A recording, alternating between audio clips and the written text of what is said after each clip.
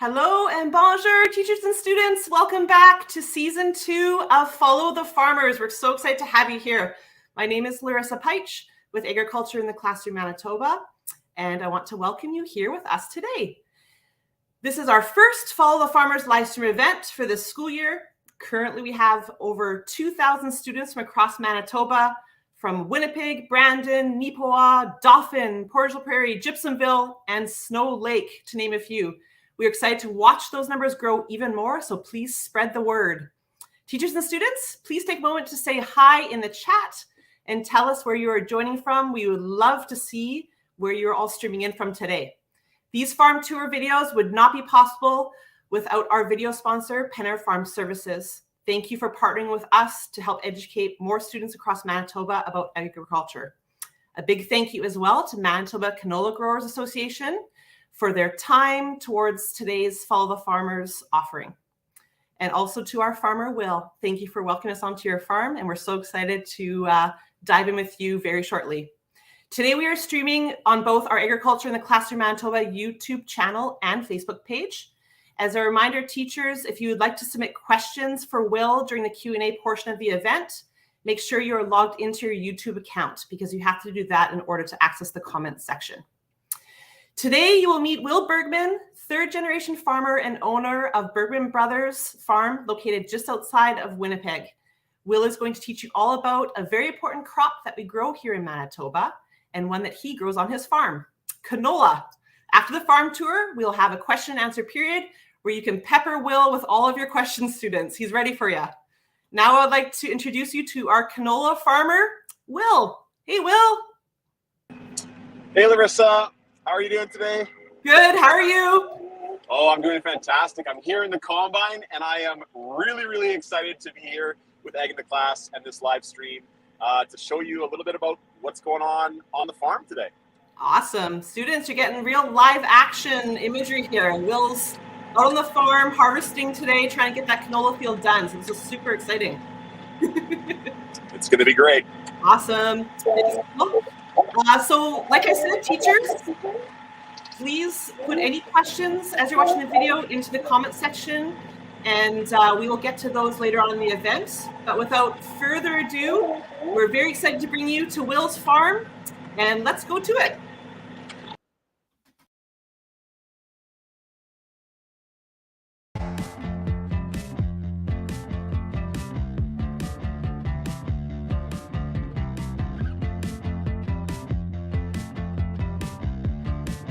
Hey kids, welcome to Bergmann Brothers Farms. My name is Will, and this farm has been here since 1925, where my grandfather and great uncle started it, and 3 brothers continued it.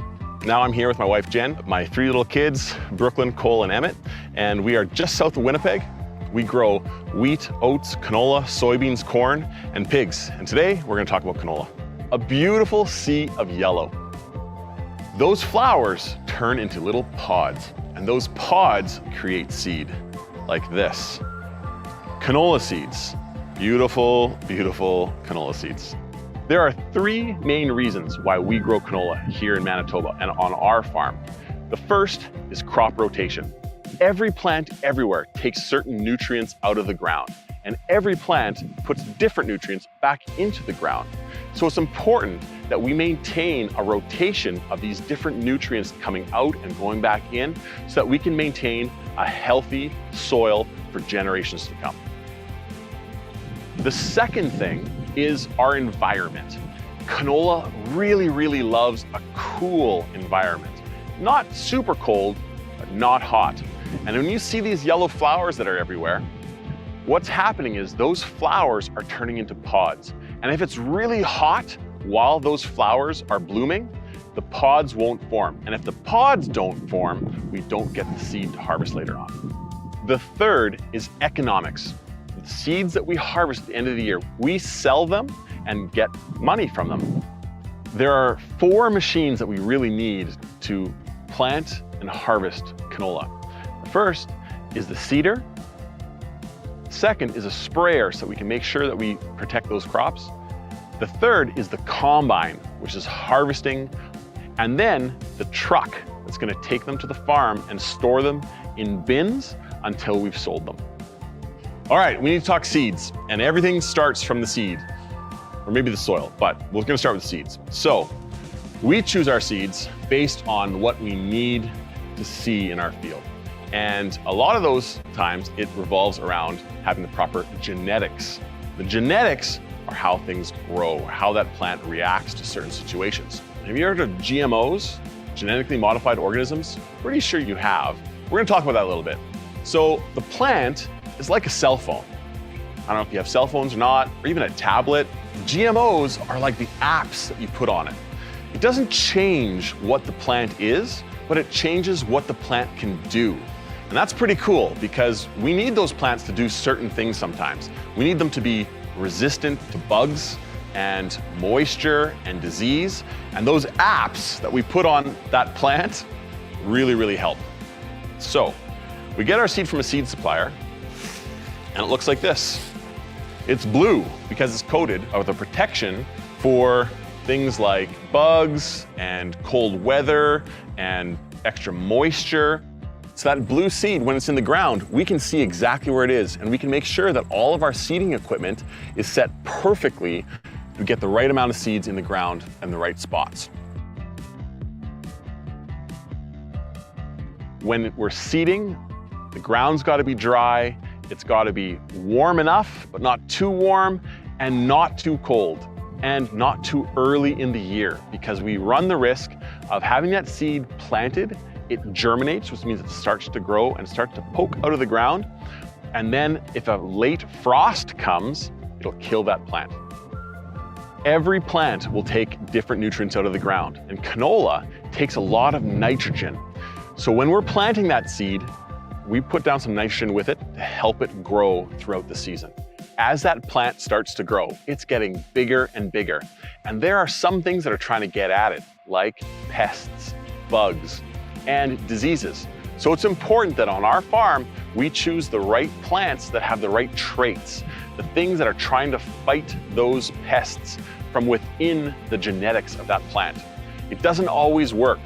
So we work with people who are experts in the field, agronomists who know exactly what to do in all those situations. So this plant, which is about 3.5 feet tall, it was planted 8 weeks ago. It's grown that much in 8 weeks because the conditions have been perfect. You can see the yellow flowers. Every yellow flower turns into a pod, and these pods are full of seeds. Right now, these pods are not ready to harvest.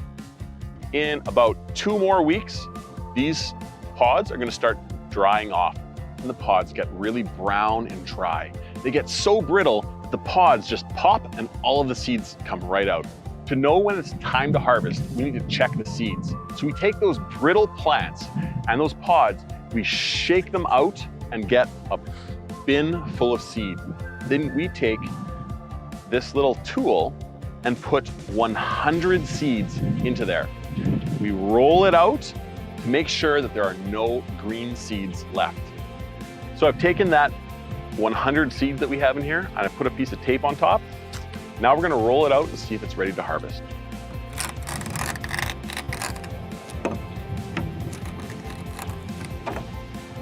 I look it over, there's no green seeds, it's ready to go.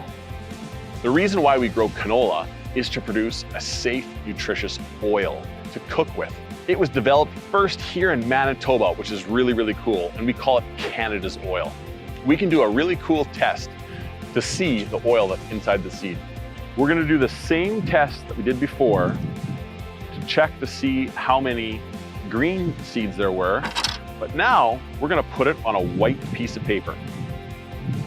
Once you've stuck it down on that white piece of paper, you're gonna roll it out, turn it over, and you can see all the oil that just got crushed through the white paper. You saw those seeds getting crushed on the paper and how the oil came through that white paper. Well, when we've taken those seeds, we've harvested them, we store them in the bins on the farm, then we decide to sell them sometime, they go to an elevator. And that elevator will either crush them there or sell them to a place that will crush them. And we're talking all of the seeds getting crushed at the same time to make canola oil. Hi everyone, my name is Nita Sharda and I am a registered dietitian. This means that I help you learn to eat a variety of different foods, but also find out what foods might make your body feel the best and perform the best. Today, I'm going to spend a little bit of time walking you through canola and the different ways that you can use canola products in your kitchen and day-to-day eating. Canada's Food Guide recommends that we choose foods that are lower in things like sugar, salt, and saturated fat. You might not know this, but canola oil is one of the cooking oils that's actually the lowest in saturated fat, which means it's a really great choice for you and your family in the kitchen. Healthy fats are essential. This means that our body needs them in order to grow. You might be growing a lot in the next few years, so fat is really, really important. One of the things that I want you to keep in mind is that when we're eating food, you get tiny little nutrients from food. And fat actually can help to absorb these nutrients a little bit better. Some of these nutrients include things like vitamins A, D, E, and K. You might want to think of fat and vitamins A, D, E, and K as the bestest of friends. Another really wonderful thing about canola oil is that it contains a really cool omega-3 fatty acid that is really important for our brain, our eyes, and for our heart health. Canola oil is something that Manitoba is really great at growing. So great that other folks want to purchase it from us. Canada is the #1 exporter of canola. We grow it locally, but share it globally. You might already have some canola-based products at home. Right here is a margarine that you could use in baking, and you might already have some canola oil as well, which is great for dressings, and I also like to use it for frying a lot of our Indian recipes. And then if you're making pancakes, it's always nice to use some type of an oil spray, and you can keep canola oil spray at home as well. So I like using canola oil because it's really neutral tasting and it's gonna let all those spices shine through and make it the focus of the meal. Thank you so much for taking time to learn a little bit more about canola and the different ways that you can use it at home.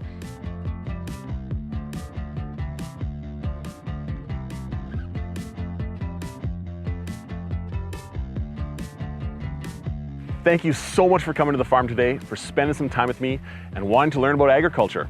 I hope that you take away today that farmers just like me all across this country and this province are trying our best every day to produce safe, nutritious, affordable food for everyone.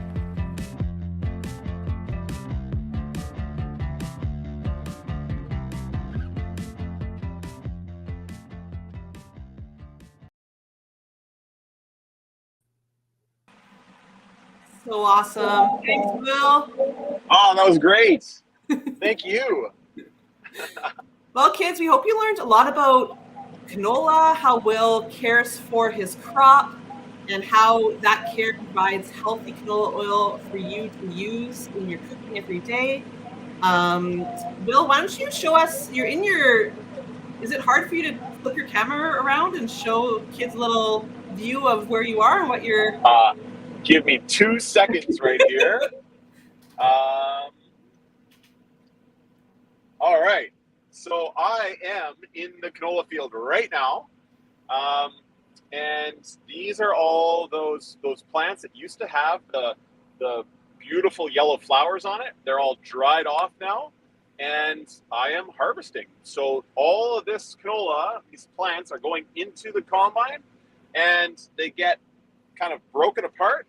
And then behind me, right there, there's all the canola seed that's pouring into the hopper in the back of the combine.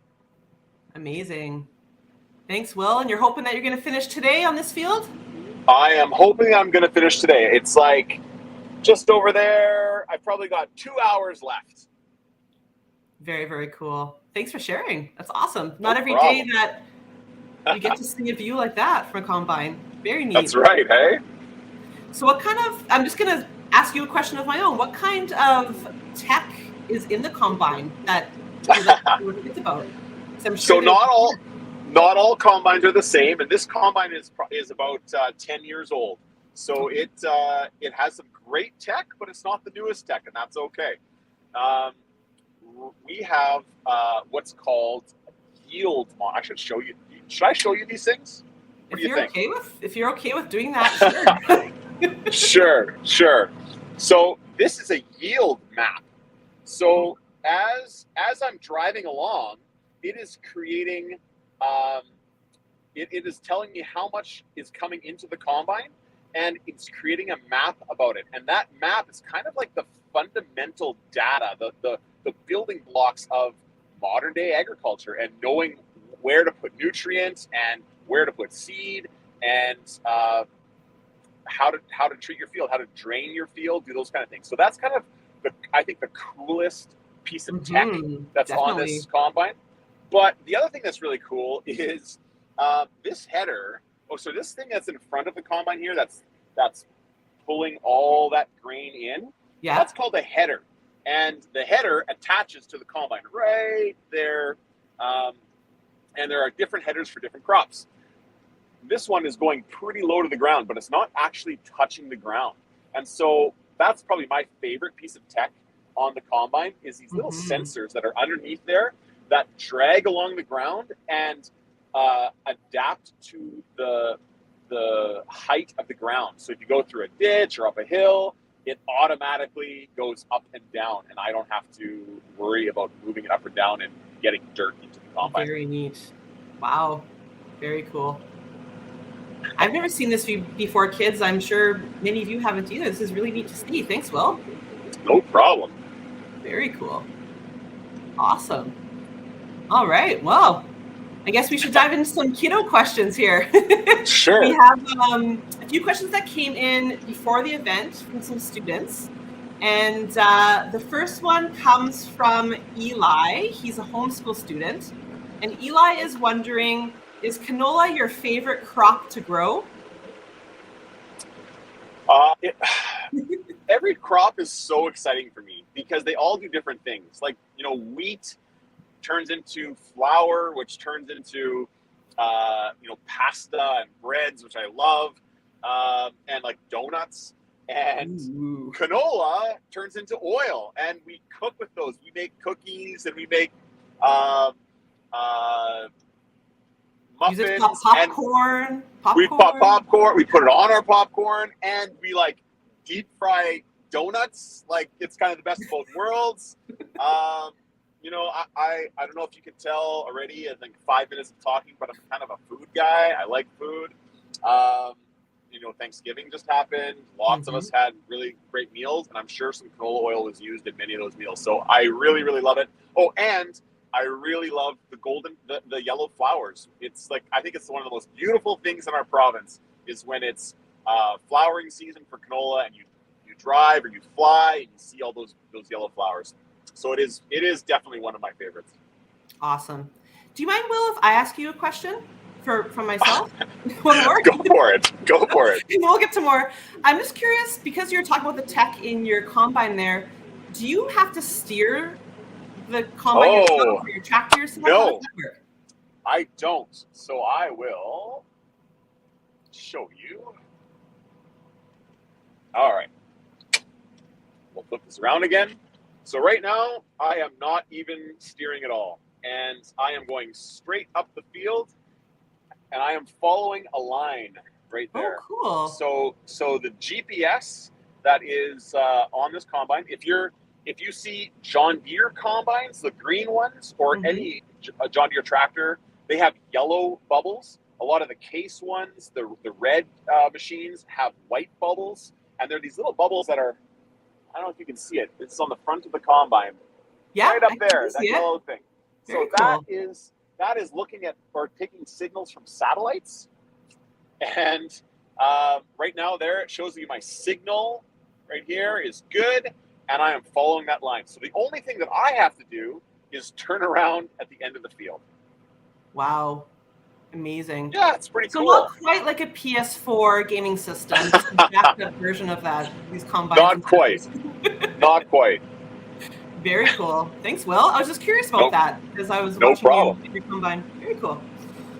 So we'll move on to our second question here. This is actually a video question that was sent in by Quinn. She's a grade 4 student from Ecole Springfield Heights School, and we're going to let that question play here for you, and I can repeat it if you need as well. So we'll bring that in. Okay. What is is the tallest canola plant you have grown and the shortest one you've grown?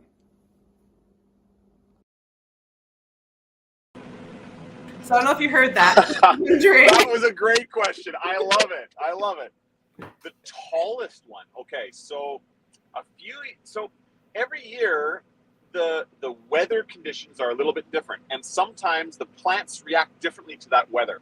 So a few years ago, we had this really weird year, and I can't even remember what exactly caused it, but we had canola plants that were over 200 centimeters tall.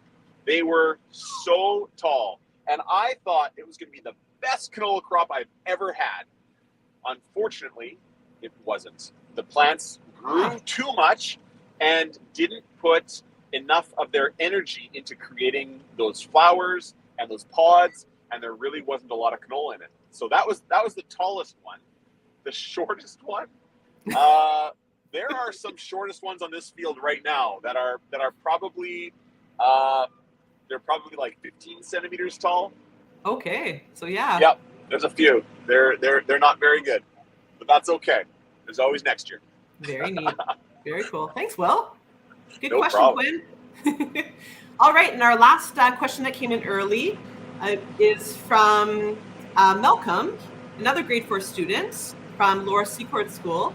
And he is wondering, what is your favorite piece of machinery to drive? The truck, combine, sprayer, or seeder? Oh, well, that's a tough question for me. So there's something that's so awesome about driving this combine. I really, really do love it. But you have to really pay attention. It's also really great because you're using this technology and you're harvesting seeds that are going for food, which is really, really cool. But I also really love driving the sprayer. When the sprayer, I think there was a little video, a little clip of the video where I walked down from the sprayer at the beginning of that intro video. Mm-hmm. That sprayer, when it folds out to be 100 feet wide. And I think that's pretty cool. That's really cool. And you can drive it pretty fast. And the seat, so right now I'm sitting in the seat and it's like an air cushioned seat. So it's pretty comfortable when you're going over bumps. But the sprayer, it's really comfortable. So you're driving along and you're 100 feet wide and it's pretty cool. I like that one. Very, very neat. Very cool. Thanks, Will. All right, so we're going to dive into the live feed. There's been some questions rolling in throughout the event so far, and here's the first one.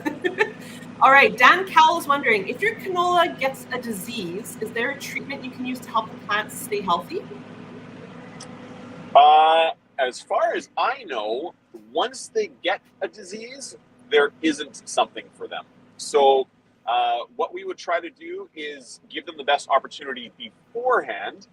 So very often that is either a treated seed that you're planting, that blue seed, it has treatments on it to protect that plant. Mm-hmm. And the second thing would be in season to spray a fungicide so that those plants don't get a fungus or that disease starting to grow. Okay, very cool. Thanks for the question. Got another one here for you, Will. Mrs. Porter's room, grade 3-4 class. If you want to replace your canola with another crop, how do you get rid of the canola on the field? So that's a great question. It is a good question. Every year we only plant one crop on a field. Our growing season isn't very long, so we only get one shot at it per year. So I'm harvesting the canola off this field right now. I'll flip it around later again. I'm harvesting the canola off this field. Almost all of the seeds are coming off the field. And then next year, we'll plant something different. So whatever's left on this field will be dead, or we'll till it under, or sometimes we'll use a pesticide to spray any plants that are growing and kill them. But generally speaking, everything is dead now at the end of the year, and next year we plant a new crop. Interesting. And do you already know what your crop is going to be on this field for next year? I don't know with certainty, but I think it's going to be either corn or soybeans. Interesting. Very, very neat. Thanks, Will. No problem. Okay, we have another one here from Miss Porter's room. Awesome. I need to ask. Where's Mrs. Porter's room? You didn't share that information. Good question. I do not know what school. It doesn't say what school she's from. So okay. Okay. But they're wondering, how long do you have to wait to see the green seed? So I'm assuming that means how long before something shoots out of the ground after planting? How long? Man, I don't know that answer. A couple weeks before, so once you plant the seed, depending on how deep that seed is planted in the soil, and then depending on how warm the soil is and the air temperature, I guess, and then depending on if there's moisture in the ground or not, all are factors into how fast that seed is going to come out of the ground. Right. But generally speaking, I could say you're probably talking 2 weeks before you're seeing, 2 weeks before you're seeing a seed coming out of the ground. And then I guess in the video, we talked about 8 weeks from the seeding date until that plant was ready, pretty tall. Very cool. And is canola, Will, one of the seeds that's planted a little bit closer to the surface? It's not planted as deep, so yes. A little thicker? Okay. Yeah. This is something that I learned from my mom years ago with planting a garden. So even if you're ever going to plant a vegetable garden, or if at your home or wherever you're living, you have a vegetable garden and you're planting seeds, the smaller the seed, generally speaking, the shallower it is in the soil. The bigger the seed, the deeper it goes. So like a corn seed is probably the biggest seed that we plant. It's the deepest. A soybean seed is a little bit smaller than that corn seed. It's a little bit shallower. Wheat is a little bit shallower, and canola is the shallowest. Amazing. That was exactly what I was just going to ask you. So you already answered my question. Very, very neat. Thanks, Will. No problem. All right, who do we have coming up next here? Sarah Shields' class. How does the combine separate the seeds from the plant?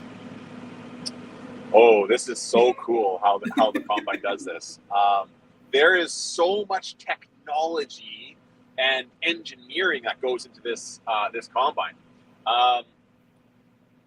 Maybe in a little bit, I should take you outside and actually show you.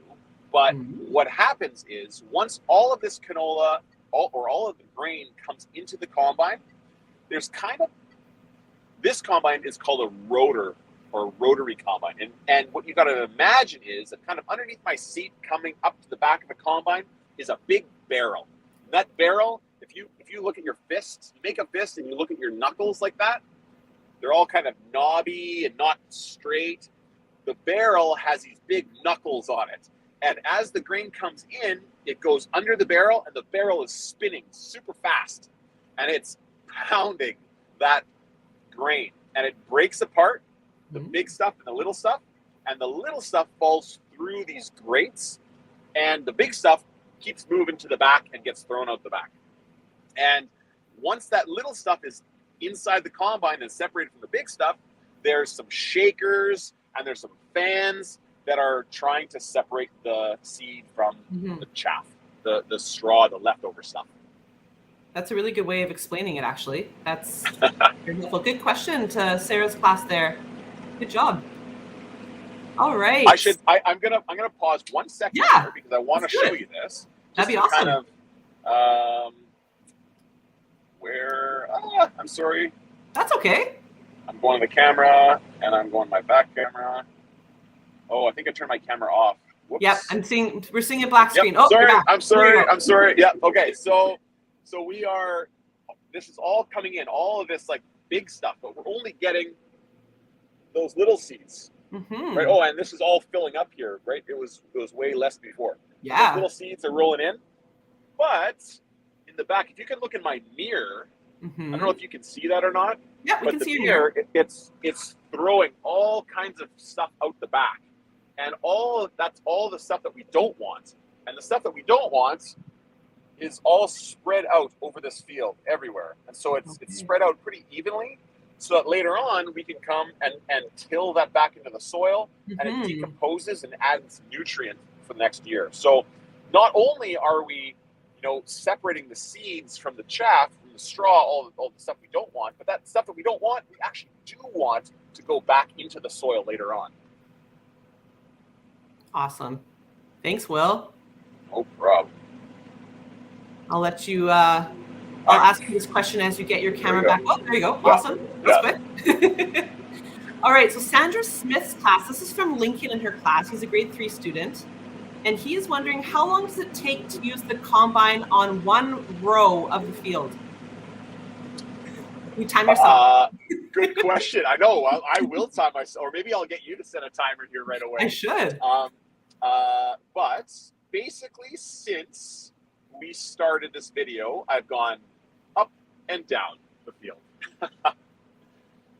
I'm almost at the end now again. So you're moving, it moves quite slowly to make sure all the plants are picked up and yes. If I go too fast, then I throw too many seeds out the back of the combine. And if I go too slow, I also throw too many seeds out the back of the combine. Interesting. Okay. And I might have to stop not the video, but stop combining because I'm going to flip this around again. As you can see on my window, I have got some moisture. It's starting to rain a little bit. And when it starts to rain, what happens is it doesn't break apart those plants as good as it should. So I'm going to show you just turning around the corner here, by the way. I'm going to show you my steering wheel. And I kind of get lined up almost with where I need to be. And I click a button over there and it lines me up perfectly. I haven't even touched the steering wheel yet. Wow. And there we go. We're back. Very cool. We're back. Back in action. Back in action. Set your timer. Okay, I'll do it. Doing it right now. All right. All right. It started. Okay. Let me know. Awesome. Yeah. Thanks for the question, Lincoln. All right, we have another question here from Sarah Shields' class again. How was the canola plant invented? Ooh, testing your. That's a good one. I don't think I can give you a straight answer for that. How was it invented? It was invented as a seed to be used with cooking oil that had low acid. So, what is it now? I should know this. Oleic acid, I believe. But it was meant to be a cooking oil, and it is also was developed right here, I believe. The University of Manitoba had a hand in that, and this field that I'm on right now is just south of Winnipeg. I'm actually adjacent to University of Manitoba land, so this could really have been partly developed right here. Very cool. Very, very neat. Thanks, Will.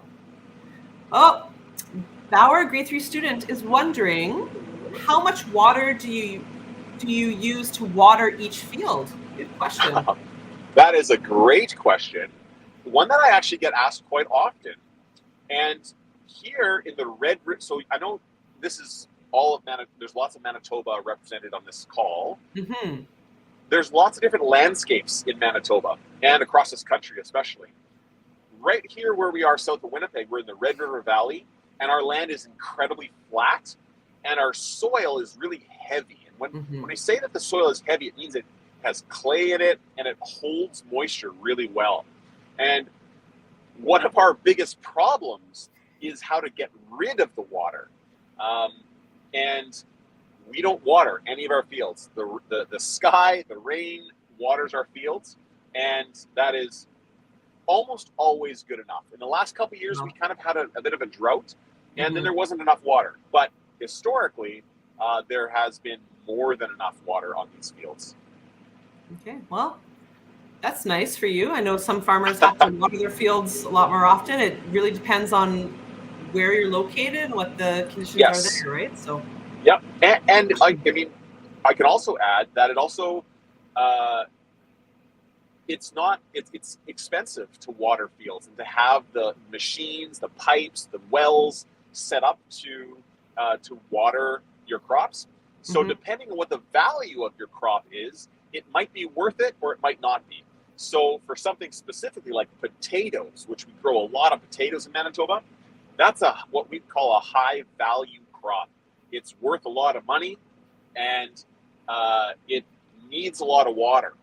So there's specific areas, specific regions in Manitoba where growing potatoes is really, really good, and they have to water those potatoes. But this isn't one of those areas. Okay, thanks, Will. We have another question here from Jocelyn Muller's class. This is my nephew Dylan's class. Hi, Dylan.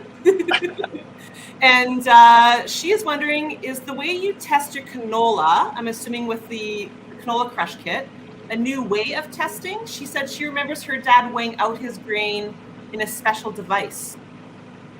Sorry, weighing out the she said that she remembers her dad weighing out his grain with a special device. So she's wondering, the way that you tested your canola in the video, is that a new way of testing? So I think there's a couple different things at play here.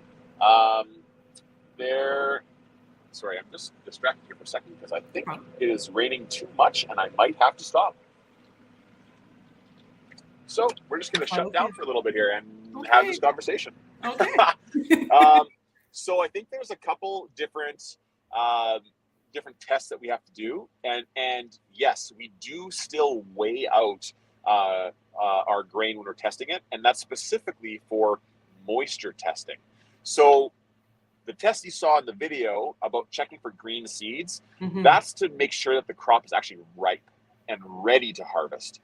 Once we've done that, then we have to test the moisture. So we take a bigger sample and we weigh that out and have a specific tool that we keep in our machine shop, and we take that I think 250 grams, 200 grams, 250 grams. Someone watching this video will know, but it's not me. And we'll put that into the moisture tester and test to see what the moisture is. So for canola, we want that moisture to be probably around 10% moisture. Any higher than that, we run the risk of it spoiling when it's stored in those grain bins when we're waiting to sell it. Any lower than that, and we're kind of losing out on potential income, money, because when we sell it, we're selling it by weight, and if it's drier, there's not as much weight there, so we don't get as much money. Okay, good question, Miss Muller's class. Got another one here for you, Will. Dan Cowell, Riker, a grade 1 student, is wondering, did you use a swather at all or just direct combine? Wow. Oh, that's a great next level question. This has got to be from a country school, maybe. It must be. Must be. So traditionally, these canola plants, when the pods, the flowers create the pods with the seeds in them, they get dry, they get really brittle, they break apart really easily. So what we do is we use a swather, which I should show you. Awesome. Is basically like this piece right here. This is the header.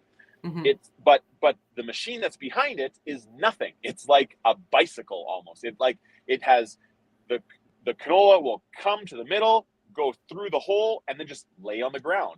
And it would be a swath. That's what we call a swath. So the swather cuts the canola and lays it on the ground to dry. So you'd cut it when it's green, not brittle yet, but still ripe or almost ripe.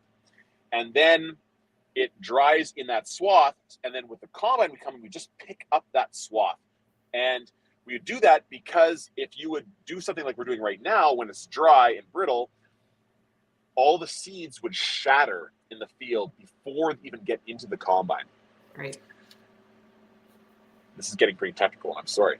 But with new genetics in canola, there's things that we call shatter-resistant varieties. And so these canola plants that work for our farm, they're a little tougher. They don't break apart quite as easy.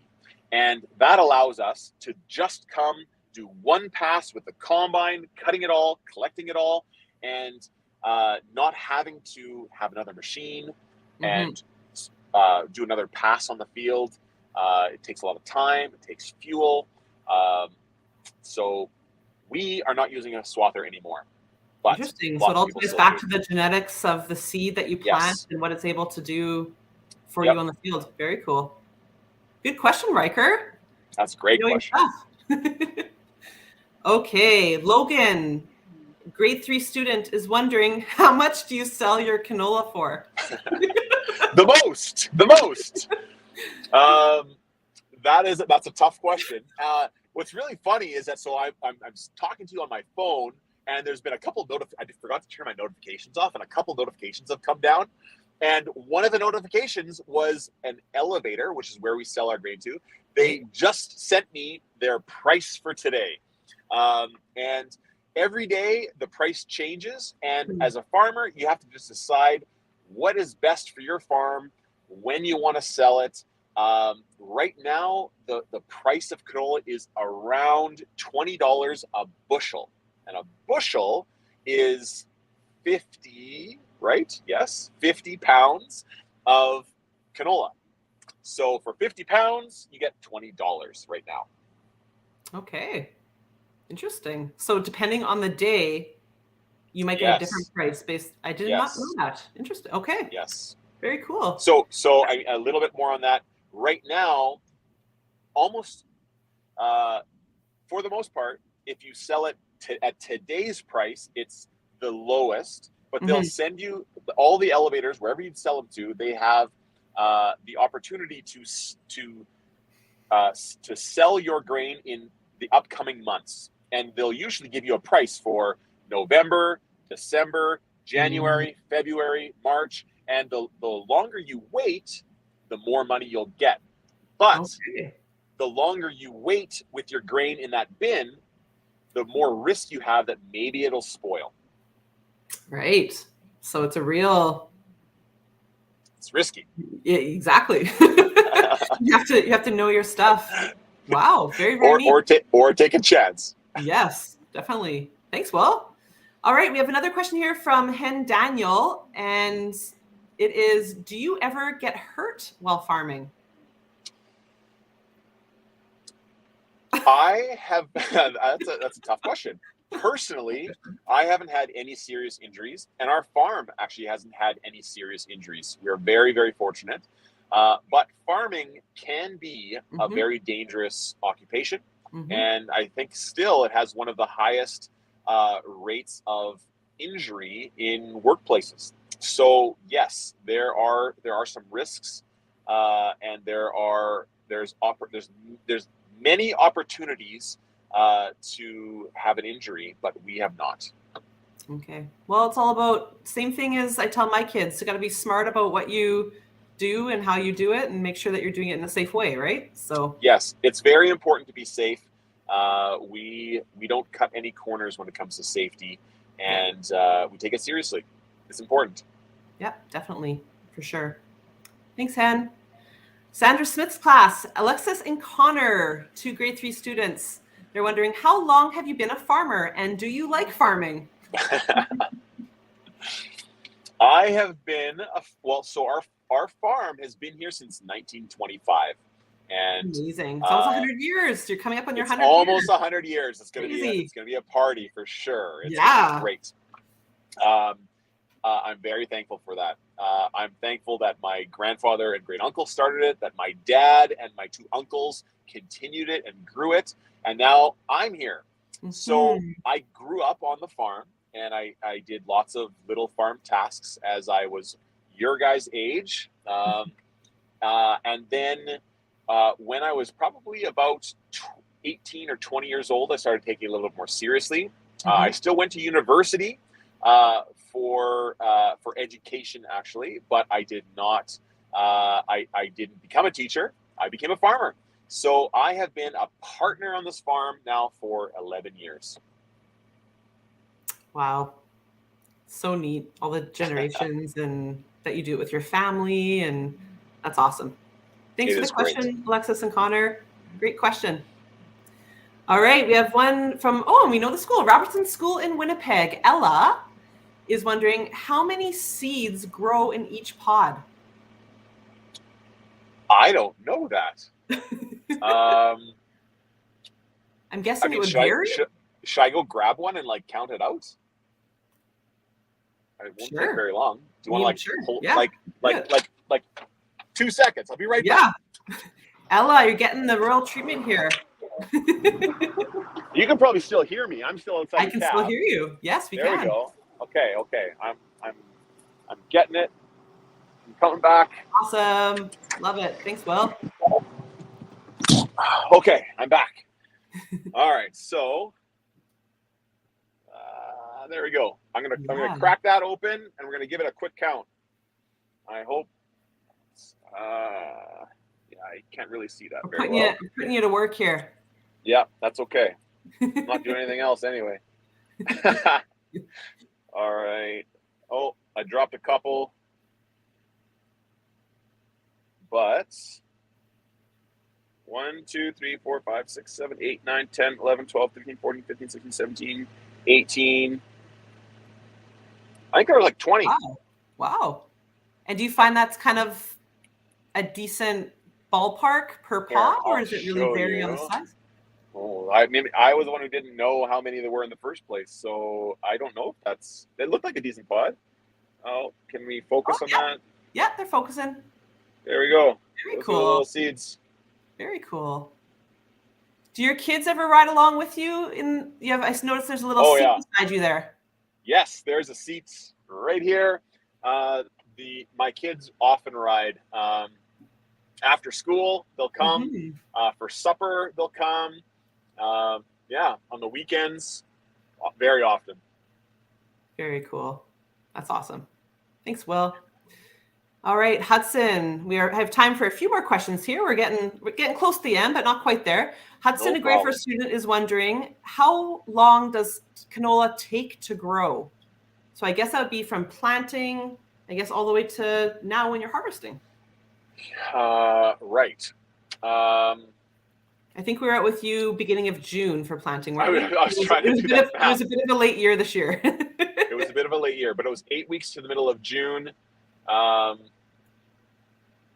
I guess you could say 3 months. Mm-hmm. Three-ish months. So 12 weeks. A little bit more. Yeah, a little bit more. Something like that. I don't know that exactly, but I'm sure it depends on the weather. It seems like every year is a little bit different. Yes, it does. Yeah. Good question, Hudson. Let's see if we have any more to pull in here.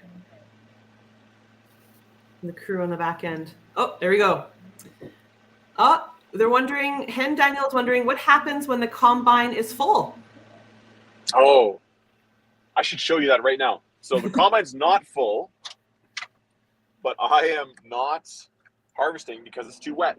Yes. Because it's too wet right now, and I'd be throwing too many seeds out the back of the combine, and that is not a good thing. So it's better just to stop and wait. Yes, it is. And I'm going to go over to, I'll show you that in a little bit. Okay. I'm going to come back to that question. All right. Okay. So we can go to a different one, and I will answer it as soon as I drive over there. Sounds wonderful. Let's do that. Okay. Miss Porter's room, a grade 3-4 class, is wondering, how many fields and acres do you have on your farm? Okay. So this is, it's different all over the place. Mm-hmm. What our farm is kind of like a small farm now. We are under 2,000 acres, and we call it 9 fields, but those 9 fields are broken up a little bit.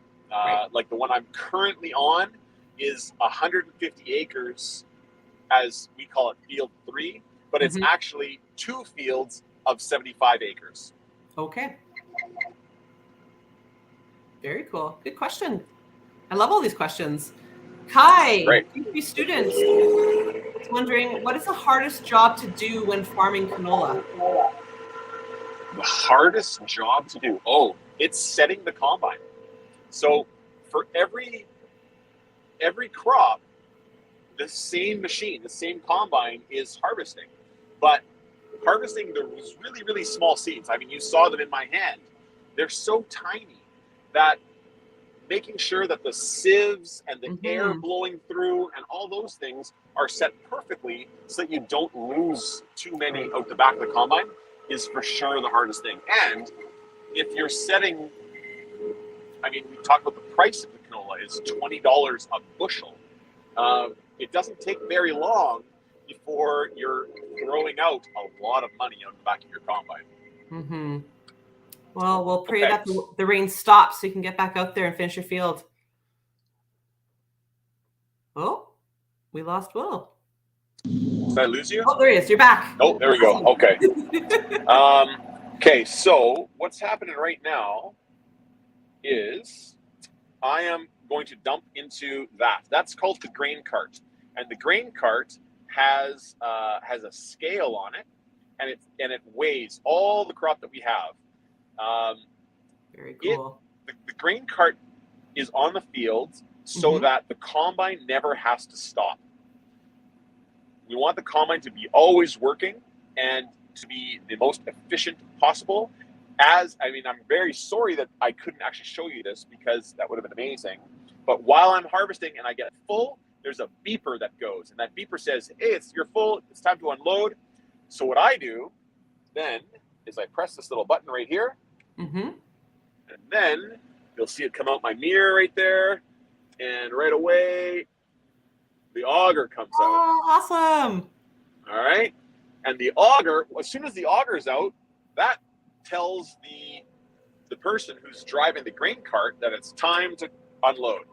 So the grain cart drives up right alongside of the combine. Yeah. Slightly distracted here if you couldn't tell. You're doing great. And we would normally be driving along at the same rate. So then I press this button right here. Unloading auger engaged. And there we go. And we start unloading. So you're not alone on the field. You have people out there driving alongside you. Yes. Yes. So once the grain cart, so this grain cart can fit about 2.5 dumps or 3 dumps from the combine. And once it's full, it drives over to the grain truck and fills the grain truck up. Oh, and there we go. We're unloading. Thanks for sharing all this, Will. This is awesome. No problem. Look at that, kids. Isn't that cool? It unloads pretty fast. While we watch that unload, Will, I'm going to ask you another question from another class, if you don't mind. Yep, do it. Grade 3, Maryland Park. They're wondering, what measurement do you use to count the seeds or volume of seed? Is it bushels, acres, hectares? We generally are measuring. Sorry, I'm going to put you back here on camera. Thanks for sharing that. No problem.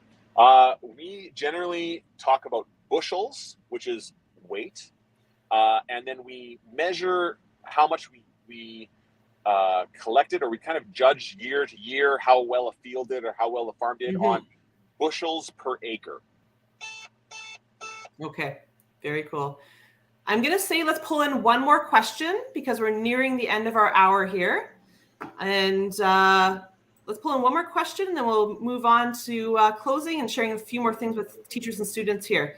So Tassos and Leighton, 2 PhD students, are wondering, where do you get the seeds from, and how many seeds do you collect in a day? Way too many seeds to count. Way too many. So it totally depends on how well the day is. Today, I did not very much. I think today, now, I probably harvested maybe 200 bushels. So 200 times 50, that would be how many pounds it was. And I'm sure your teacher would be happy to Google search how many canola seeds are in a pound. I couldn't tell you that. But it all depends. So yesterday was a really great harvest day for me, and I actually, it was a slow start. We had to do repairs on this combine. But I started at 1 o'clock in the afternoon, and I finished at 2:05 a.m. So I got lots of harvesting in last night. Aye.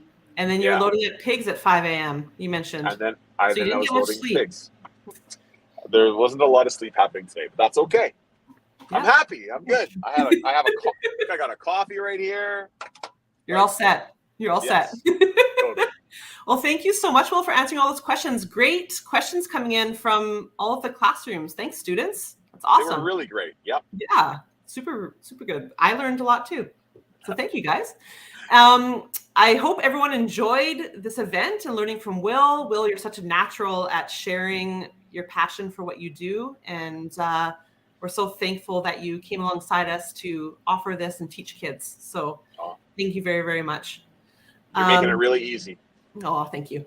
Teachers, I also want to remind you to be sure to head over to your program dashboard page and take part in the activity that we have on there. It's a great extension to what we learned here today in this video. Your students will have the chance to be both scientists and chefs and create their own salad dressing using canola oil and share with the other students in their class about their creation and taste it. So please do venture into that activity. I think your students would really, really enjoy it. We would love to hear from you as you try it out. Send in your pictures, your comments. We love hearing from classrooms about the things that you're taking on from Agriculture in the Classroom Manitoba. A reminder that a recording of today's live event will be available and it will be put up on the program dashboard page as well for all registered teachers to access whenever it works for you. I would like to give a shout out to Manitoba canola growers. Thank you for your partnership in this offering today. It's partners like you that make what we provide to Manitoba classrooms and the learning about agriculture even better. Thank you to Penner Farm Services for helping make these farm tours a reality. We couldn't have done it without you. And of course to you, Will, our farmer extraordinaire. You're amazing. And we're so thankful to have you alongside us teaching kids about agriculture and about canola and about the healthy food that farmers produce to feed us every day. So thank you so much. Teachers, mark your calendar. Wednesday, December 14th, we're going to be joining Jason Rempel from Rempel Co-Acres on his farm to learn all about wheat. And one last time, thank you, Will, for joining us today. And I know it's been a busy day for you, so we're very, very thankful that you were able to make it work and give us some of your time. So thank you. It was so great. Thank you very much for having me, and thank you to Ag in the Class. Awesome. Good luck with the rest of your harvest, and have a good rest of the day, everyone. Thank you for joining. Thank you. Bye. Bye, Will.